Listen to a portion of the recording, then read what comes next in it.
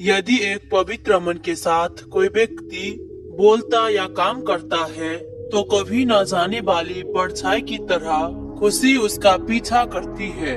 स्वयं पर विजय प्राप्त करना दूसरों पर विजय प्राप्त करने से बड़ा है।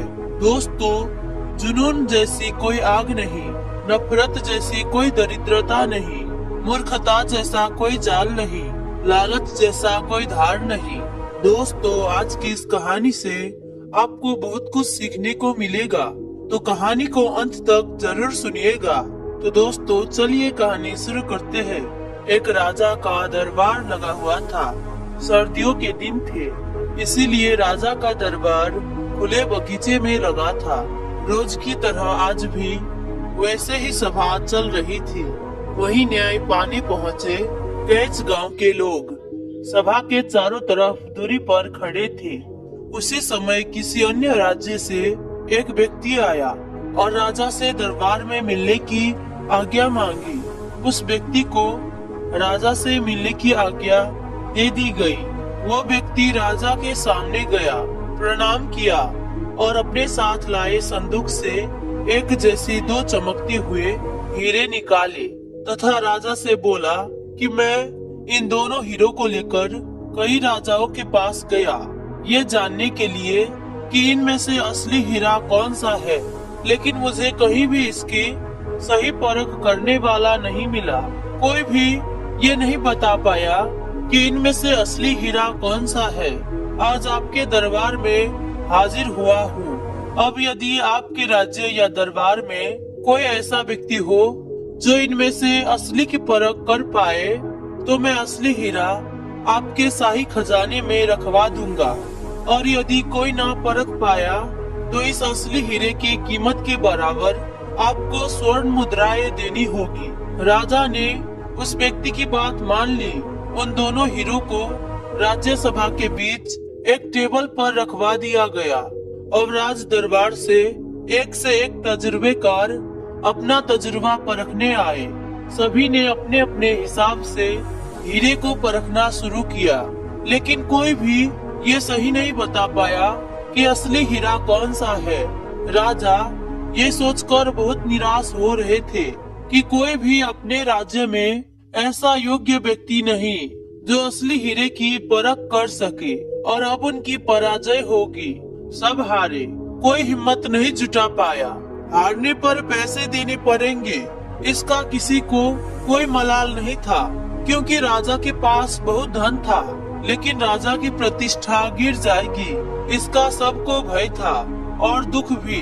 इतने में एक अंधा व्यक्ति भीड़ से निकलकर एक डंडे के सहारा से आगे की ओर आया और बोला कि मैं एक बार कोशिश करना चाहूँगा, महाराज मुझे एक मौका दी जाए। ये देख वहाँ मौजूद सभी लोग जोर जोर से हंसने लगे। वहीं राजा भी ये देखकर ताजुब थे कि अब ये अंधा व्यक्ति भला कैसे परखेगा, लेकिन उस अंधे के बार बार बोलने और आत्मविश्वास को देखते हुए राजा ने उसे हीरा परखने की अनुमति दे दी। राजा को लगा कि इसे अवसर देने में कोई हर्ज नहीं, और राजा ने उसे अनुमति दे दी। उस अंधे आदमी को दोनों हीरे उसके हाथ में दी गई और पूछा गया कि इनमें से कौन सा हीरा है और कौन सा कांच। उस आदमी ने 5 मिनट हीरे को अपने हाथ में रख सूरज की रोशनी की ओर घूम गया। ठीक 5 मिनट बाद उस अंधे ने ये साबित कर दिया कि ये हीरा है और ये कांच। जो आदमी इतने राज्यों को जीत कर आया था वो नतमस्तक हो गया और बोला, सही है, आपने पहचान लिया, आप धन्य है।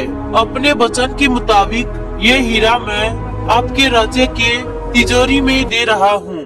सब बहुत खुश हो गए और जो आदमी आया था वो भी प्रसन्न हुआ कि कम से कम कोई तो मिला परखने वाला। राजा बहुत खुश हुए कि इस आदमी ने हमारी लाज रख ली, लेकिन राजा सहित सभी ताज्जुब थे कि आखिर जो कोई नहीं परख सका वो आपने बिना आंखों के कैसे परख लिया। राजा और अन्य सभी लोग ने उस अंधे व्यक्ति से एक ही जिज्ञासा जताई कि तुमने ये कैसे पहचाना कि ये हीरा है और वो कांच। उस अंधे ने कहा सीधी सी बात है राजन, धूप में हम सब बैठे हैं, मैंने दोनों को छुआ और जो ठंडा रहा वो हीरा, जो गर्म हो गया वो कांच।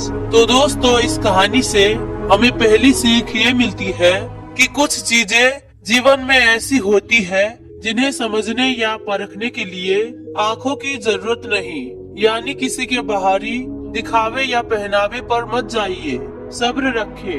वक्त और परिस्थितियाँ एक दिन सब सच्चाई सामने ला देगी। जो सच्चा है, अच्छा है, ईमानदार है, एक दिन उसकी परख जरूर कर ली जाएगी।